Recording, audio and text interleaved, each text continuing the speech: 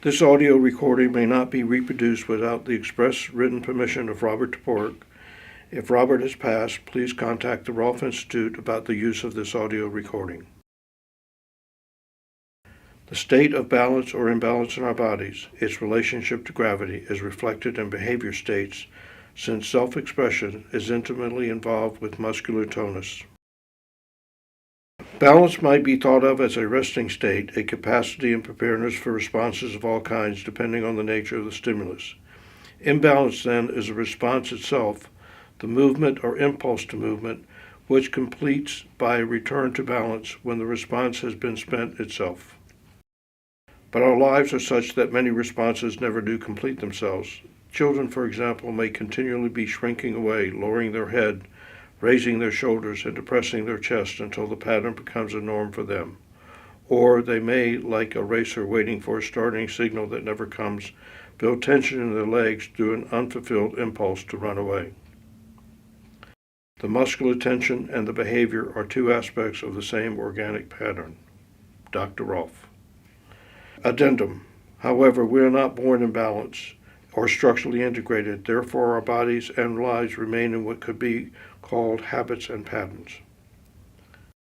Life begins to reinforce these patterns. By Rolfing babies at an early age, we can create a new pattern of structural integration. If we wait more than a year, we first have to work on the reinforcements. The older we become, the more ingrained are the patterns. However, Dr. Rolf distinguished that the body is a plastic medium and can be changed at any age. Robert Toporek, an advanced certified Rolf practitioner since 1975, who worked and studied extensively with Dr. Rolf the last 4 years of her life, and is pioneering the promise of Rolfing for babies, children, and families. Hi, I'm Robert Toporek. I began to study with Dr. Rolf in 1975. You can do the math of how long I've been doing it. And I got to work with her extensively over the last 4 years of her life. And her last year of life, she wanted to do a project on promoting the benefits of Rolfing for babies and children, so she asked me to put it together, and I did. A lot of it was audio tape. I'm working on sorting through those audio tapes because there are some powerful conversations that will be part of a audio package I'm putting together that will help support my work with babies and children, especially babies and children of low-income families with children with developmental problems. So enjoy this video or this audio talk, and feel free to share it with anyone you want. That there are more significant people in the lives of any human beings than their parents, or the person who acts as a surrogate to the parent if the parent is dead or otherwise absent. But mine were very much there. My father was a highly intelligent person,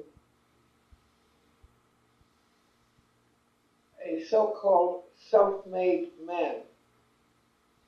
A self-made man in his generation meant a man who had had a basic public school education and then gotten his higher education from various sources,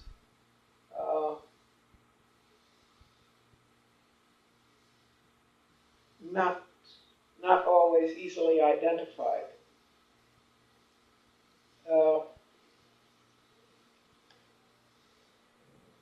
My father was a contractor in New York City, and as he would say, he was willing to take on any construction, providing its feet were in the water. That is, he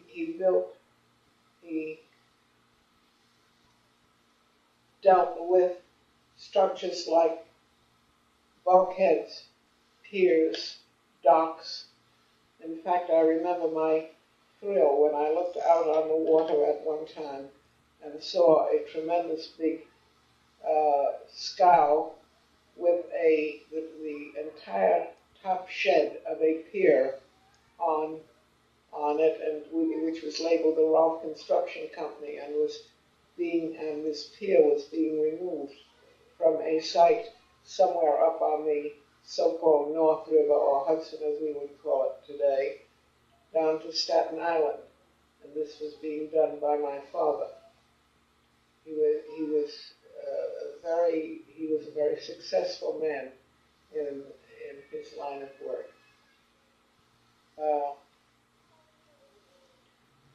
Unfortunately, like many of his generation, he was badly caught in the Panic of 1907, and this ended for him his desire to take on very large commitments. After that, he was willing to stay small and secure and sleep nights. My mother had been a school teacher before her marriage, and apparently a pretty successful school teacher, especially in dealing with turbulent youngsters who were always sent to her for correction and calming down. I don't know that any of this ever spilled over on me, but I heard many stories of this sort. In other words, both of my parents were well-educated members of their generation and looked on education and participation in the culture as a necessary part of their life and therefore of my life. My father came into a great deal of financial problem with the Roosevelt panic of 1907, at the time of the Roosevelt panic of 1907. And it took him many years and much hard work to work his way out of it. His indebtedness, his bankruptcy at that time was in the neighborhood of $250,000. And in those days, that was money spelled with a capital M. But actually, over a period of years, he regained this money and repaid every cent of his debt, which was the way, the style of that generation. Sadly enough, it would not be the style of this generation. However, the going was pretty rough during that period. The going for the family and for the family spending was pretty rough during that period. I was born in a single family, middle-class house in the Upper Bronx. And my education was in public schools in the Bronx, in public schools in Morris High School, which was at 166th Street. And then finally, my father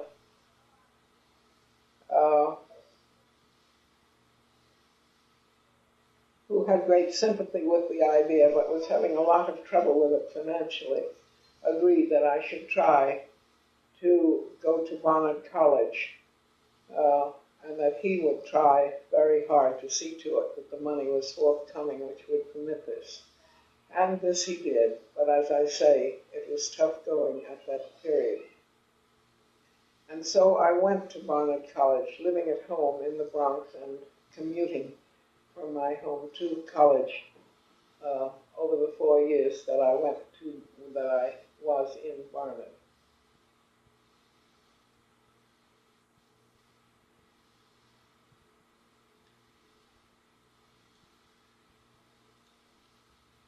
Of course, Barnard did much to shape my career. My mother,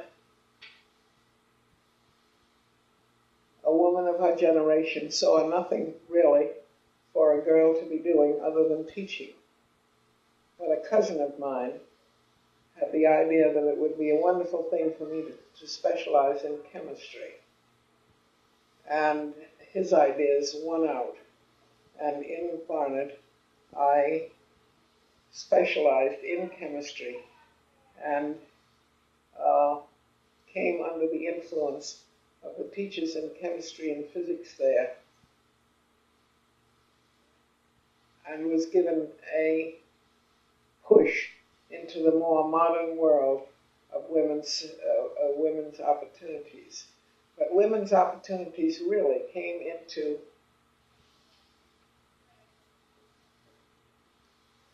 the forefront by virtue of the First World War, at which time all of the young, technically trained young men were taken by the army, and more privately operated outfits had a great deal of trouble staffing their laboratories. And it was through this opportunity that I was able to become an associate in the Rockefeller Institute for Medical Research, even before I had my PhD. And during my stay there, I used the material that I was working with at the Institute to get the PhD, which was finally issued by Columbia University. And as I look back, I realized to what extent this sort of history formed my generation. So many of us, so many of the women of this generation suddenly found a door which they could open thanks to the war. At the time that I was being trained during this period, I did much work at the College of Physicians and Surgeons of Columbia University.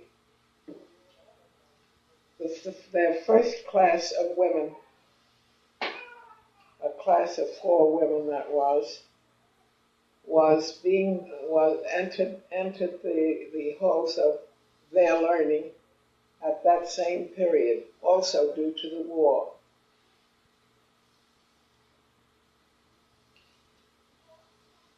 At that time, they were over in a very dingy set of buildings on 59th Street at the corner of 10th Avenue. But they did have a faculty which was outstandingly, some members of which were quite outstanding in their teaching and inspirational abilities. Such a one was Hans Zinser, professor of biology there. And I remember very vividly sitting in his classroom, listening to his lecture. And when the class was over, wandering out into the winter darkness of the street and being so, what's the word I want? So entranced that I couldn't remember where I was or how I got there, or whether I was in New York or abroad or Europe or what have you. And Zinser was this kind of teacher. He taught biology at that time, and his textbook is still highly respected.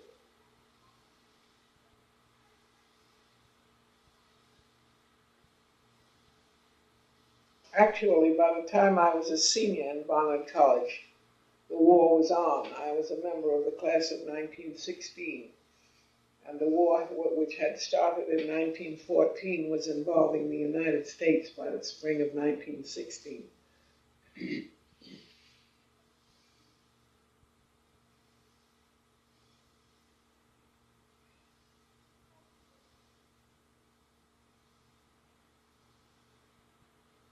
Before I really graduated from college, the pinch of assistance, technological assistance, was being felt, and various institutions were trying to solve it in various ways. The Rockefeller Institute for Medical Research, for instance, was also looking for young assistants in their laboratories. And in the early spring, before I graduated, had interviewed me and two other science students for the job of assistant in the institute. And all 3 of us were taken in as assistants as technological assistants, chemical analysts, uh, or laboratory technicians of various sorts in the institute, substituting for the men who had been taken out by the army.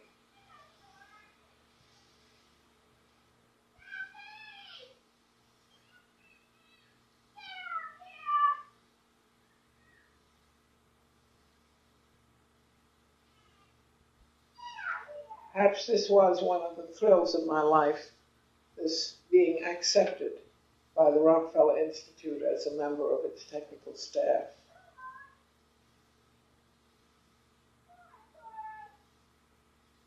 I don't really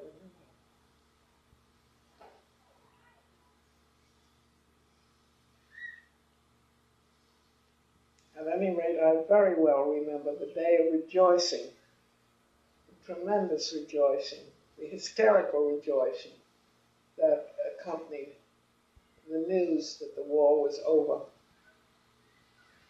We had been in it for 2 years, and for 2 years we had geared our life to a wartime economy and a wartime effort. And now the war was over. As I say, the rejoicing was absolutely hysterical.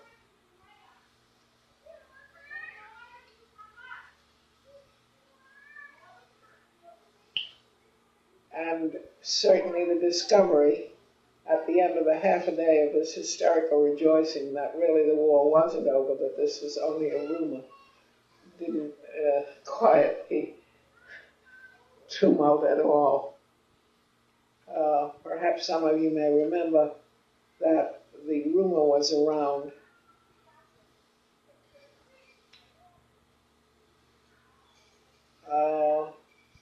that the war had ended, and everybody went off and rejoiced and had a day off and so forth and so forth, only to find that the war hadn't ended. But in actual fact, it did end about 4 days later, but by this time the steam was off and the ending was quite quiet.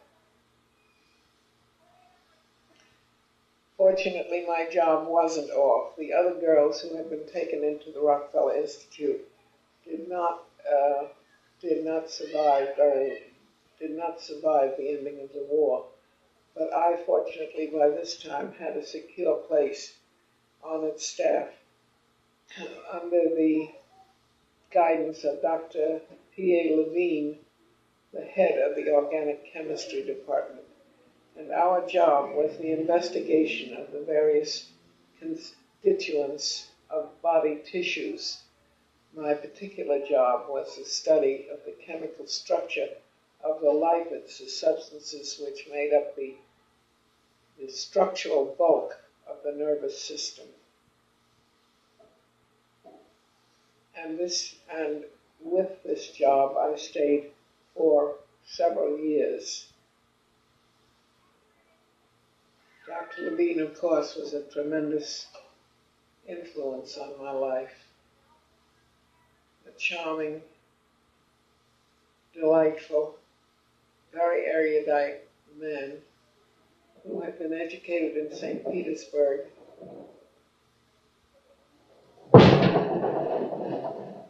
What do you think's going on?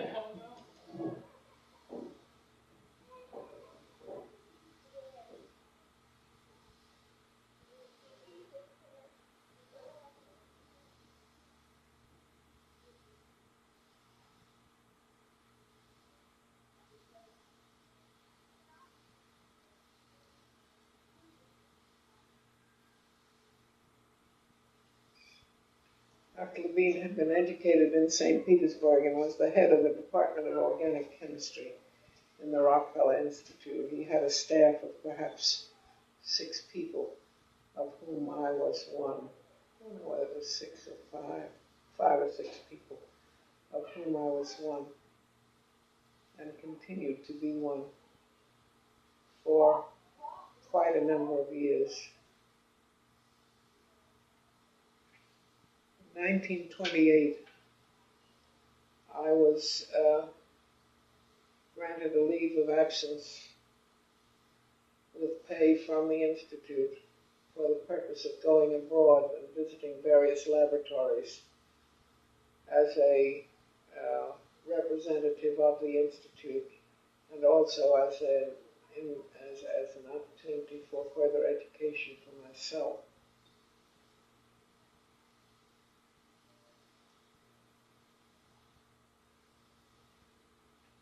I spent about 6 or 8 months abroad, studying for a time in Zurich with Dubai, who also was an absolute inspirational teacher. He took you right out of yourself, even though he was lecturing in a completely foreign language. I would get to the end of his lecture and go out into the spring sunshine of Zurich, wondering where on earth I was and how I had gotten there and what was the significance of my being there and what did I do next.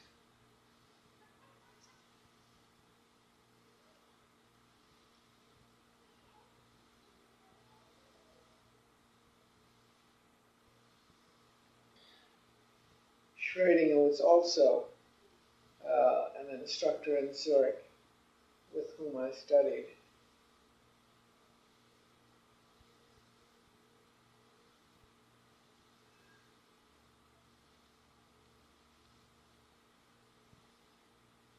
But my stay in Switzerland was relatively brief and was terminated by the onset of the summer holidays there. And so I was released to travel around through Europe, going up to Norway, Sweden, Germany, and finally ending in France and England in the fall, where I joined my husband for a brief stay of visits to the English universities.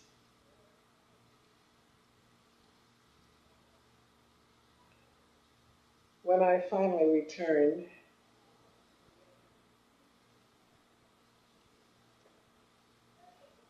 in the early winter of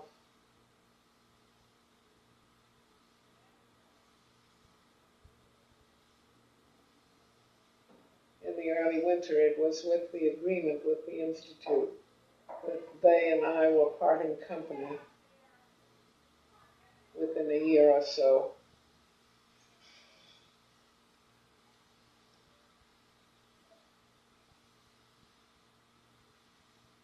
But by this time, my family was in rather dire problems, and my father, who had an extensive business going,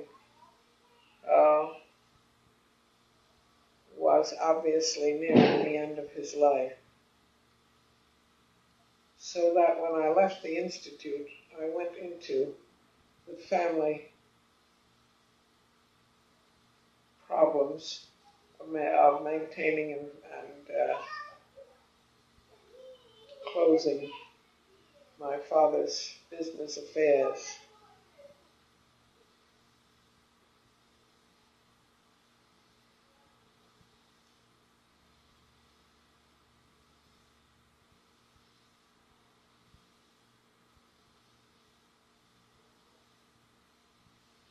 Remembering his business reminds me of his office at 39 Cortlandt Street, New York City, way up in what was then a very tall office building overlooking the Hudson River, and how impressed I had been when, as a small child, he had taken me up there on several occasions, and it was from those windows that I could look out over the Hudson River and see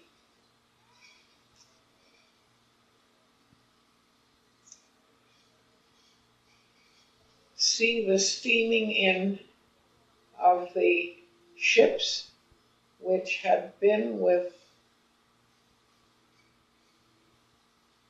Admiral in Cuba, in the Cuban-American War.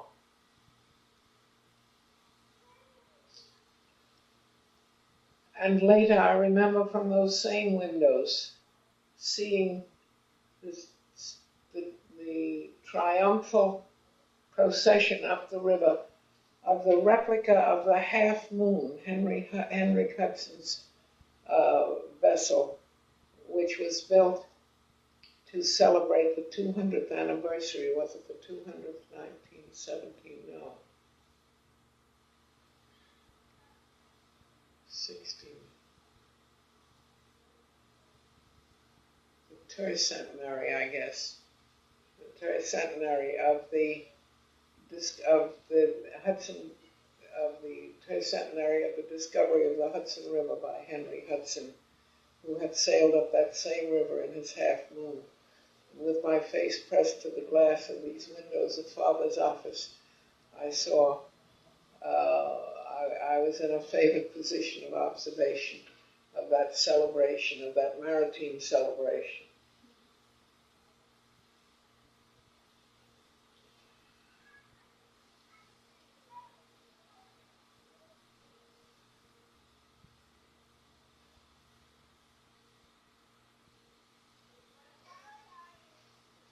So that my life really was, my early life, as well as my later life, was really bound up in New York, its living and its history and its ways.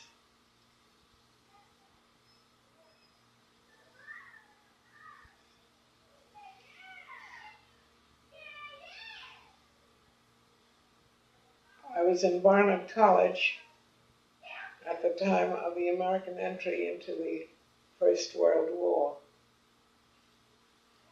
And it was on my way home from Barnard College that I saw the screaming headlines of the sinking of the Lusitania.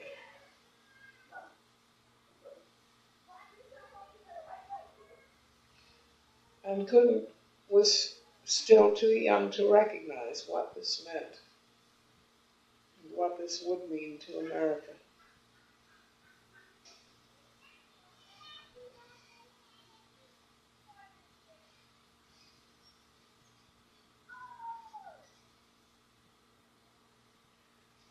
At any rate, after about 15 years as a member of the laboratories of the staff of the Rockefeller Institute, I finally left and went back to my family and to its problems. By that time, I had been married for several years. I made up my mind that now was the time, if ever, when I should have children. And so my oldest son was born in 1932. And by this time I was living in our North Shore estate on Long Island, North Shore property, on our property on the North Shore of Long Island. Both of my children were born there, and both spent their early childhood in this little town on the North Shore of Long Island, Stony Brook.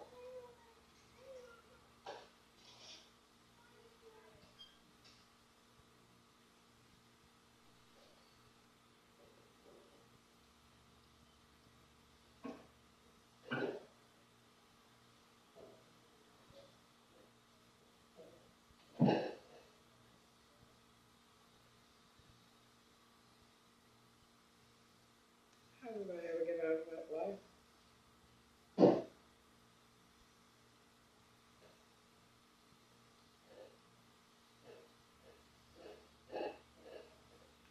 Well, we spent many years as a fairly typical commuter's family. My husband going to his office in New York every morning and returning all of the commuting trains in the evening, and looking forward to the Saturday which freed us from this routine. In fact, we went all through the Depression years in this way.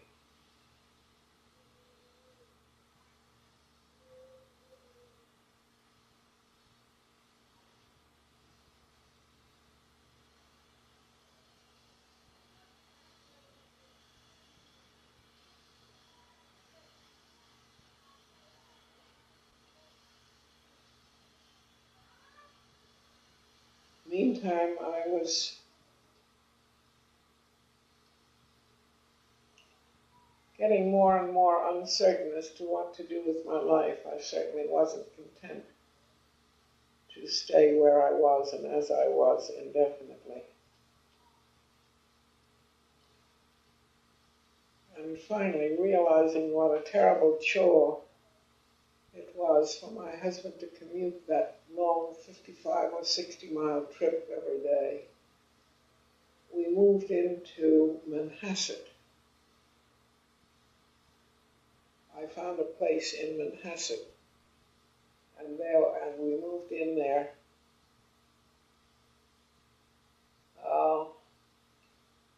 I was convinced after a very extensive investigation of schools, public and private, around New York, that the public school in Manhasset was the equivalent of any private school in New York, and that we could live in Manhasset and send the children to school in Manhasset and cut the commutation time in about 4. And all of this seemed a good solution for the time being, at least.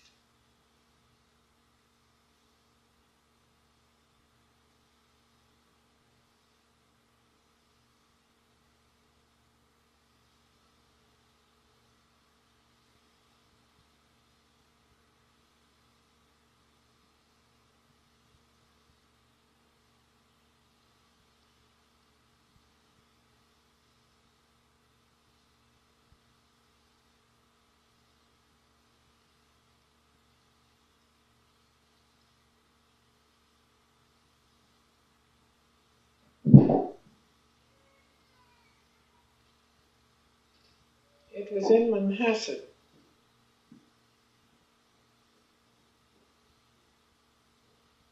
that I first came to the realizations that later led to structural integration.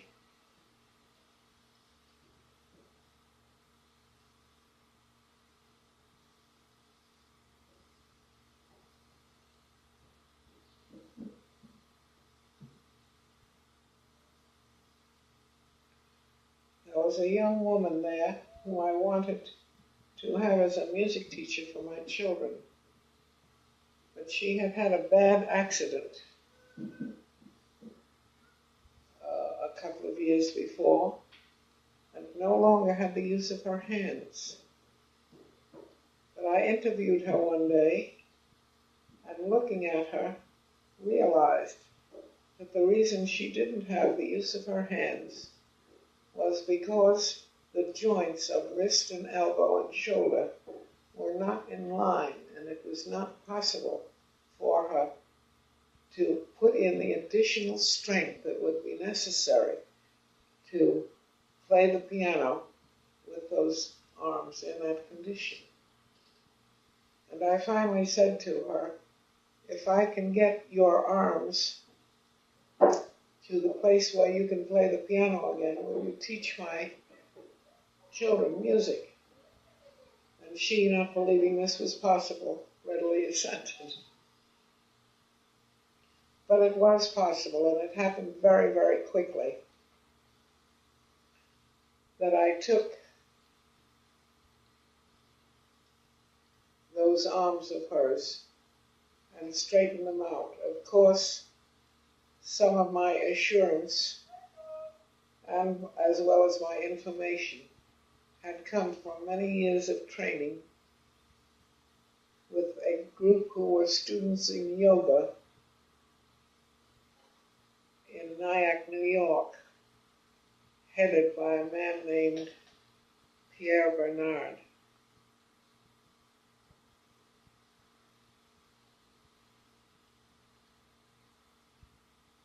This group really believed in exercise for the physical maintenance of the body and did very intelligent work in exercise through some of their advanced students, as well as doing a great, as well as setting a pace that was far in advance of their time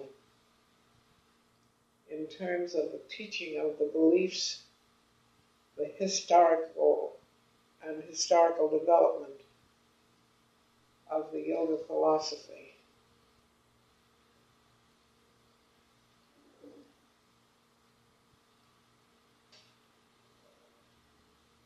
They had a center in Nyack, New York, where they lectured every Saturday night.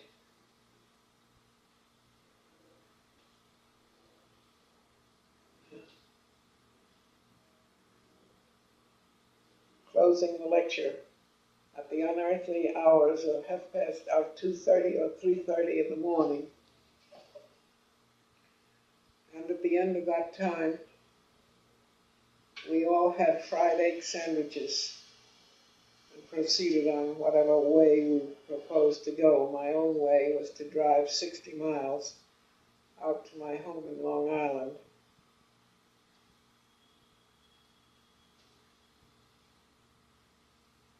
Down along the west coast of the Hudson River, crossing on a ferry, then crossing on Long Island.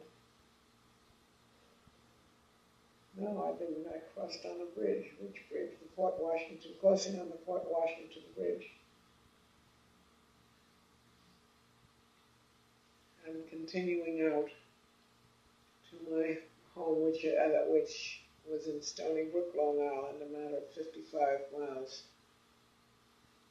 away from the New York City center.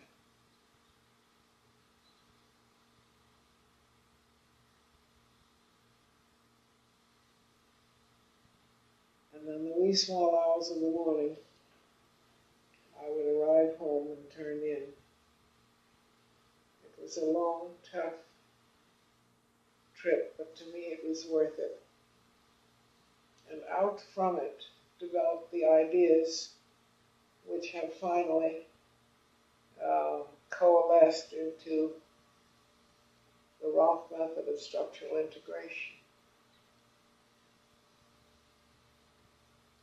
Theirs, however, was the recognition of the need for integration, and theirs was the recognition of the need for dealing with the whole man.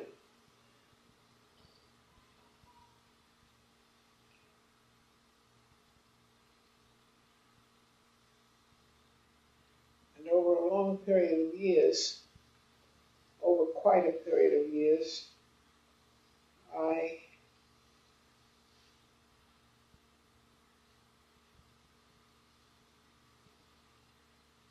accepted their ideas as the basis for my life and my work.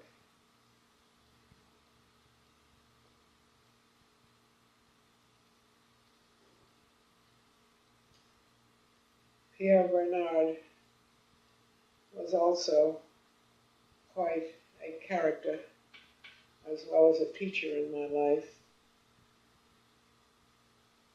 He was a very independent American of Irish descent who had been brought up. His family had apparently been tantrics, and he had been brought up by other tantric families in the way that was accepted at that time by the tantric code.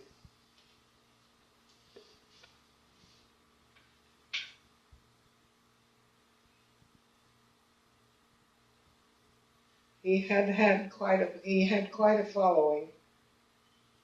But by the time that I and the war had gotten into the picture, much of it had been dissipated by the local needs of the war. But their very beautiful property in Nyack was a source of inspiration to many people, as well as his outstanding ideas. As of today, I would not call his ideas outstanding, but as of that day, they definitely were far in advance of their time and highly uh, controversial, to say the least.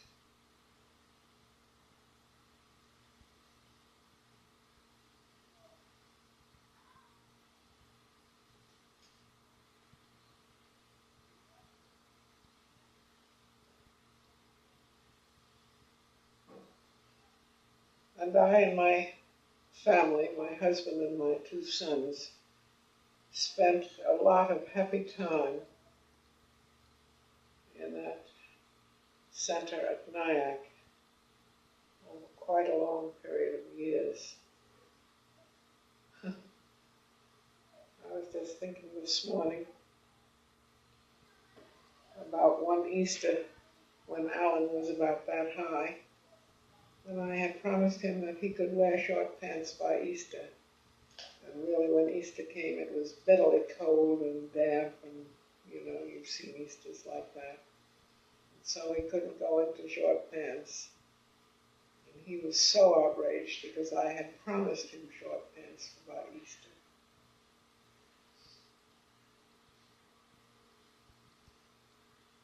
And we'd go up there for Easter, and I'd take a whole mess of Easter eggs and hide them around on these beautiful grounds.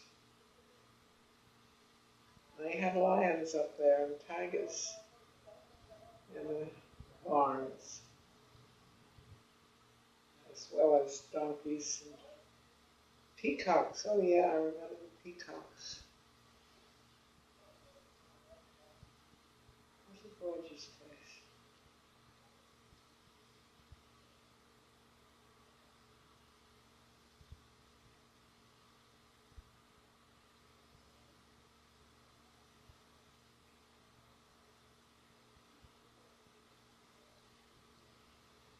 It was during this period that my husband died.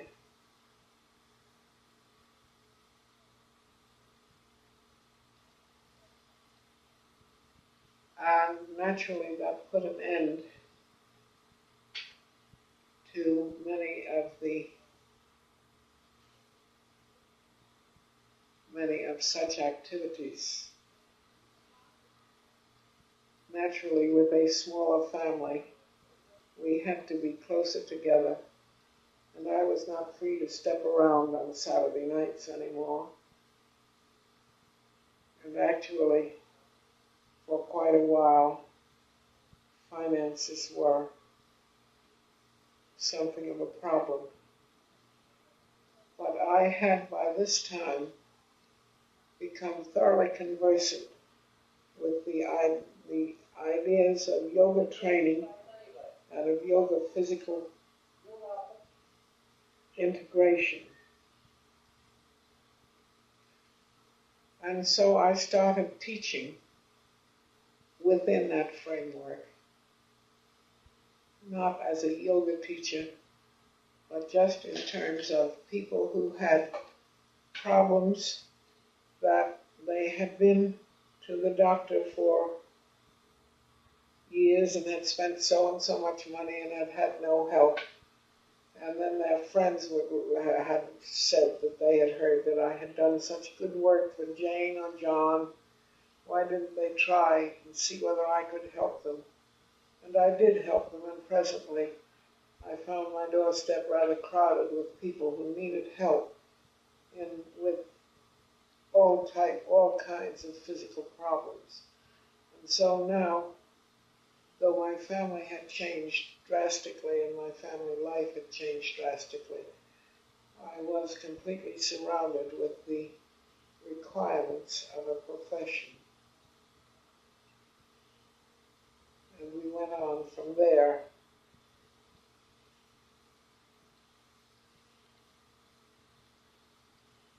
The boys, of course, were rapidly approaching the college age, finally going away to college.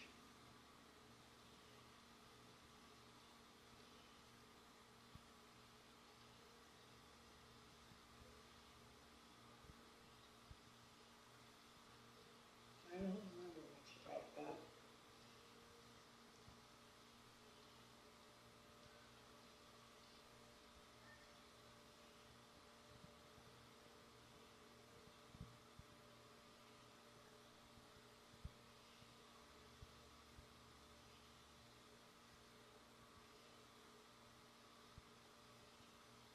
Shut that down for the present.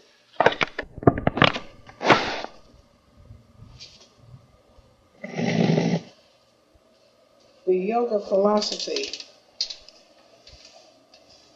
to which I was exposed by virtue of going to Clarkstown Country Club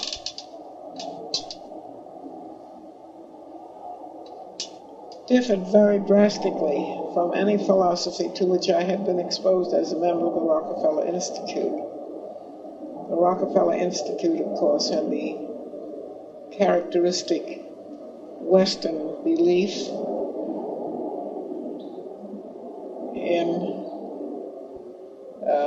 causes of disease and germs and such like, the ideas of Pasteur, etc., etc. The yoga philosophy believed what is now held so much more generally, that the body is the outward and visible sign of the spirit, and that when things have gone wrong with the body, it is an indication of something that has gone wrong at a deeper level of spiritual being in the individual. And therefore, of course, it was part of the yoga philosophy that the mind of the man and the spirit of the man should be taught and healed with as much care, or perhaps a lot more care, than the actual physical symptoms. This was the first time that this idea had entered into my consciousness, and actually, in terms of any and all of my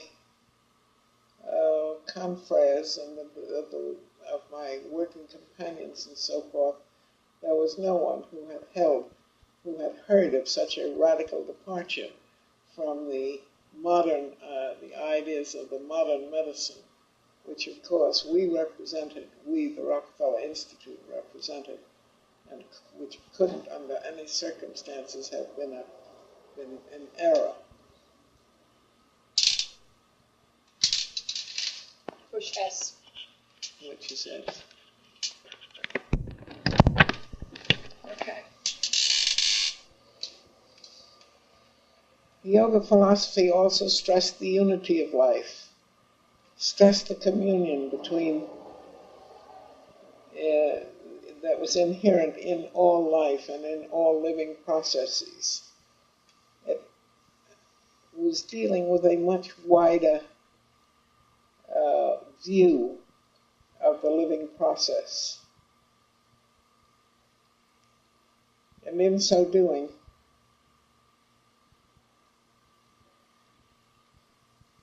created a unity of thought that amounted to integration.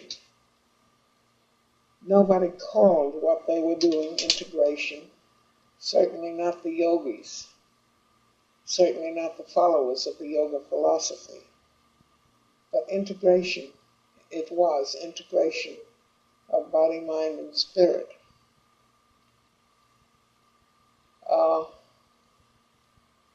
Its Physical discipline or exercises, however, were not truly an integration in the sense that I, for one, am using the word at this point. The exercises as taught by them were the exercises that you have seen in many textbooks on yoga. You've seen pictures of them. You've seen pictures of postures which seemed incredibly difficult to get into and so forth. And they put a lot of stress on joint mobility, etc. But their ideas concerning body movements, body freedoms, and so forth, and actually their ideas concerning the necessity for body stance, for verticality, were non-existent. And the idea of the necessity for verticality as having anything whatsoever to do with this earthly field certainly never stemmed from yoga philosophy. Is this it? Pass. Next one over.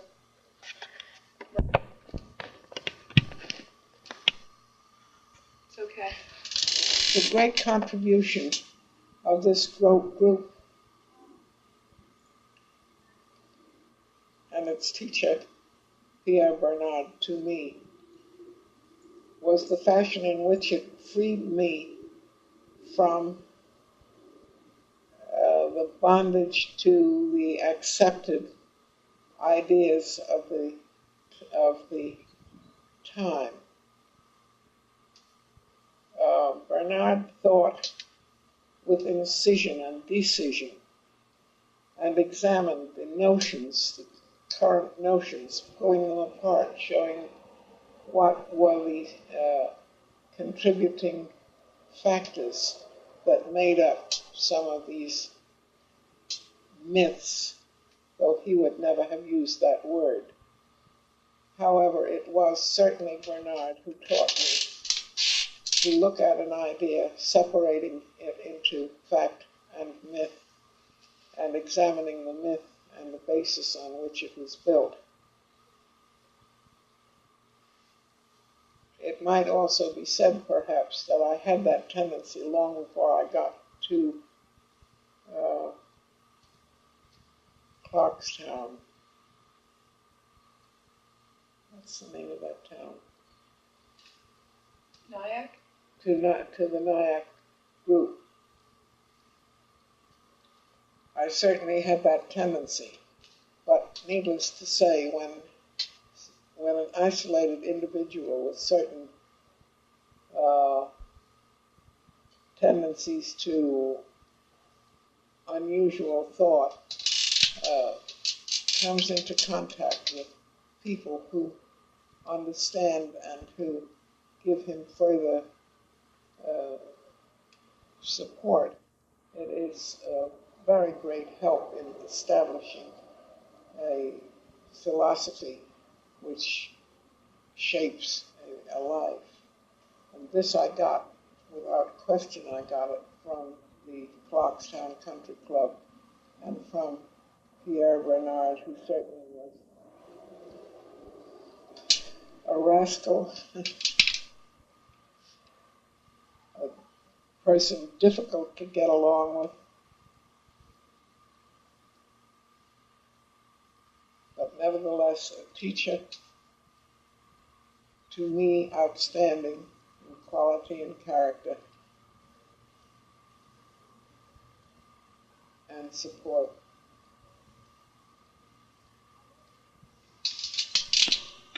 S.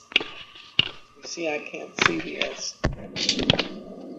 Certainly my life at the Rockefeller Institute had a very great deal to do in shaping my thinking. I had an extended background through my college and university career, but here I was surrounded by experts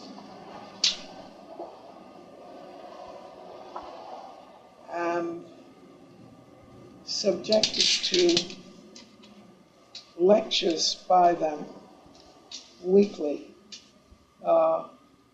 presenting me with the background of the current ideas in medicine at the time. It was an outstanding opportunity, and I must say that I accepted it as such. The Rockefeller Institute was not particularly informed in terms of chemistry, but the chemists of the Rockefeller Institute became, particularly by virtue of their position in the Institute, certainly managed to get themselves well informed in the ideas of medicine that were current at that point.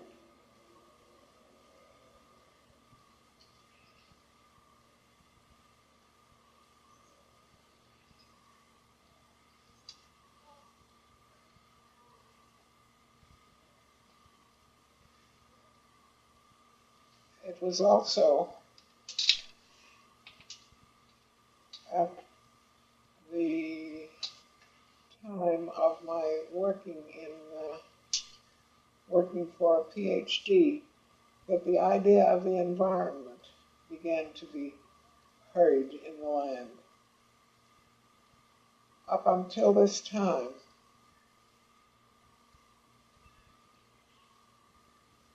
individual situations were looked at as situations.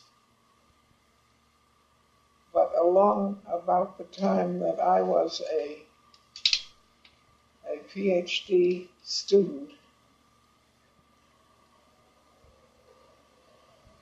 various teachers became impressed with the recognition of the part that was played by the environment in any episode, in any life, in any happening. So that it was at this time that the idea of man in an environment began to be part of the thinking. This still was not the thinking of the orthodoxy of the time.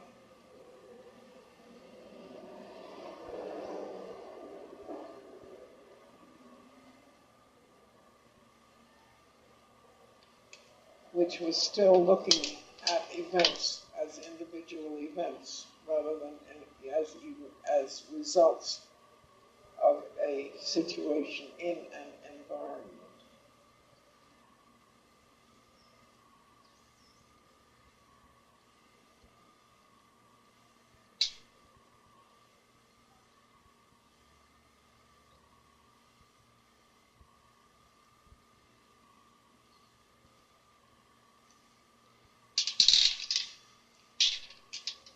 In developing the idea of the current modern ideas of structural integration, of course, a great emphasis is placed on the effect on the man of the energy environment which surrounds him.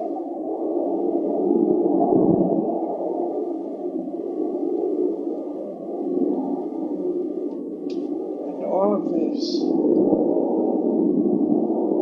results from thinking which had not been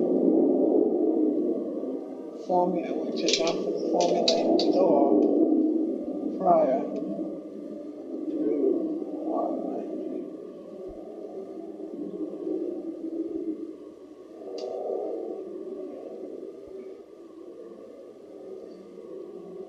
prior to the 1920s, I guess.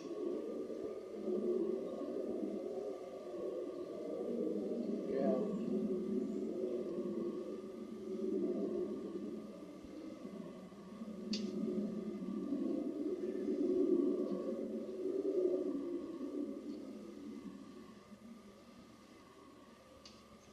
So that the theory of integration could not have been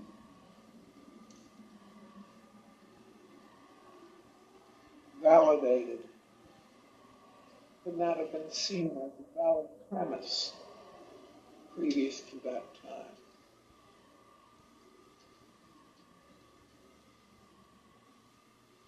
The idea of man as an energy field living in the field of the earth as an energy field could not have been accepted as a valid assumption at that time. Energy fields were not. This is a very modern concept, and it completely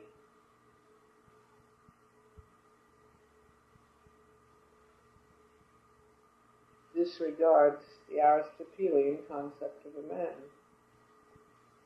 and for that matter, the Victorian concept of a man.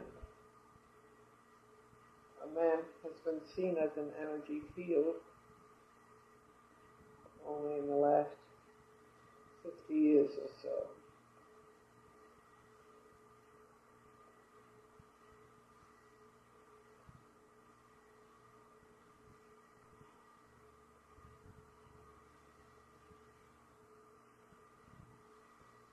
Man has been seen as an energy field only since the days when we began to consider energy.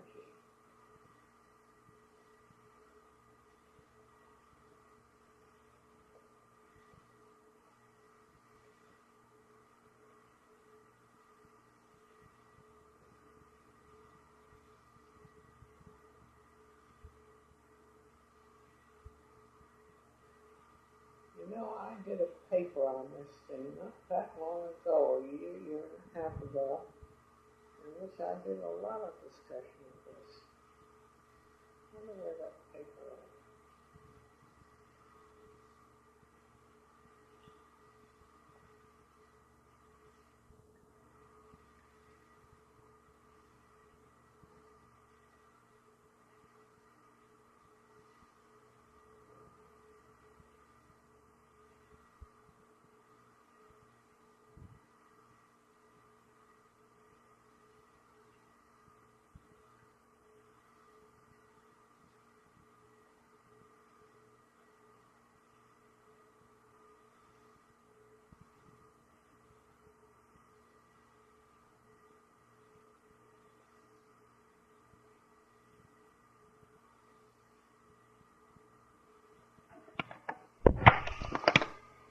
It is to be noted that always in man's concept of himself, or for that matter of any living structure, there has always been a vast unknown. And men have tried to make this unknown area smaller by naming it.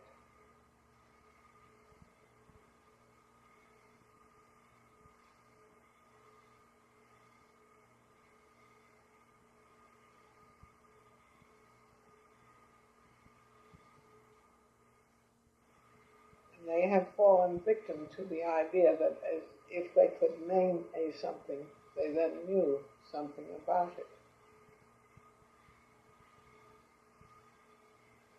So they have called this unknown in the case of living beings, living structures, the vital force, the élan vital, the life force. Some people have called it God. It is a name put on an unknown and has no real and makes no real contribution to our knowledge.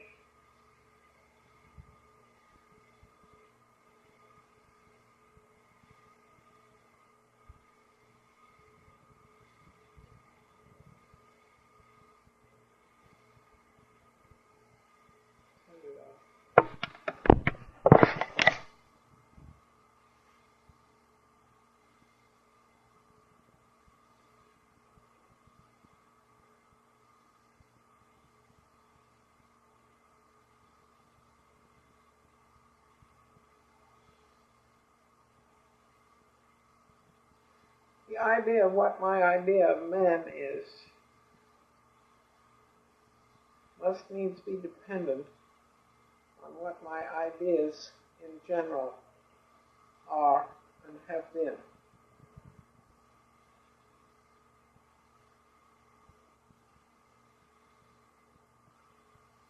And this in turn, of course, suggests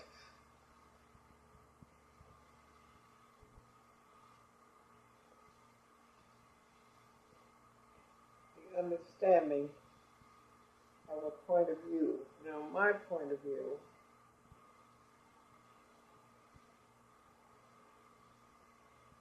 always seems to deal with matter,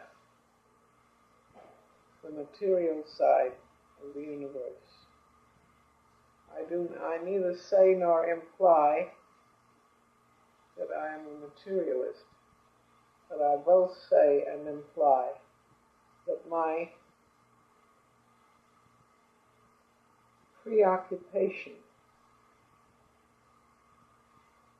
with life consists of seeing the actual material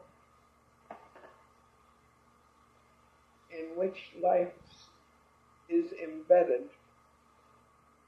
as material, and as differing as material that differs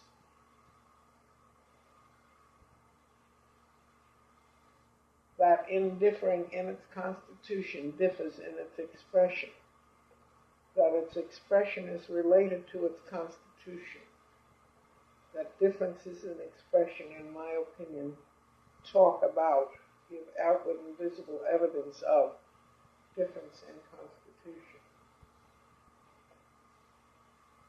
And I have always been interested in this attempt to understand life in terms of understanding the actual material in which it is embedded. Shall we go? This does not make me what is commonly known, what is ordinarily known as a materialist. I most certainly believe in something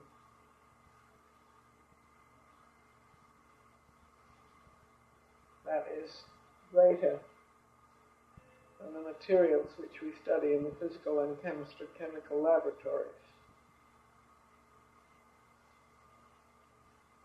But my interest has always been to look to them first